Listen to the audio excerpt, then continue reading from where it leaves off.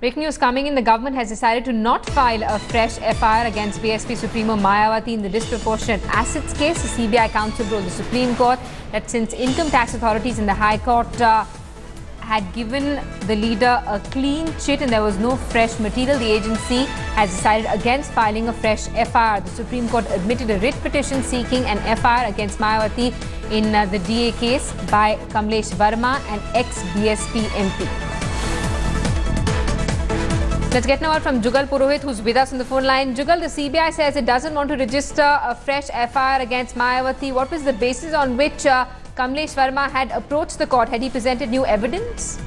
Well, I mean, that is what remains to be seen. The court, at least at this point, has only admitted the petition. The hearing will take place some time later. We're waiting to hear the exact details of just when the hearing has been slated. But yes, the admission is obviously grounds to understand that there is new material, there is new basis on which the case has been filed. Because interestingly, the CBI and the Attorney General, none less than the AG appearing, has made it very clear that successively FIRs against Mayawati, inquiries against Mayawati have all resulted in her acquittal, and they believe that there is no fresh ground whatsoever, and that's why they would not like to get interested.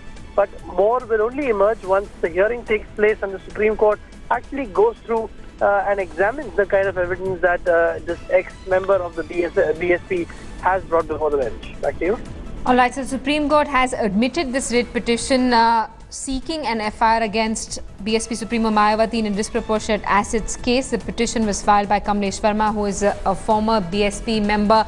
Jugal, of course, the timing of this petition quite crucial, coming as it does barely a year before UP polls. That's right.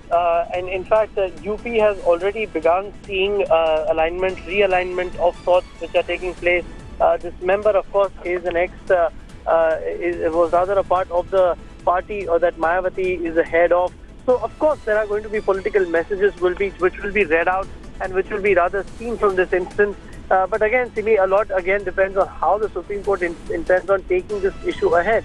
Because remember, it isn't very often that the CBI comes in for an accused and defense and saying that there's repeated FIRs which have yielded nothing, and that's why there's no fresh ground to proceed again. So with that, also, Simi, there are political motives which will be read into and seen. But nevertheless, the issue is in the domain of the court, and as I said, that since it has admitted the case, it does mean that the Supreme Court does believe that there is some ground for it. What this ground is and what basis is what remains to be seen from now. Jugal, thanks so much for those details. We're going to keep coming back to you for more details as they emerge. A quick break here coming up.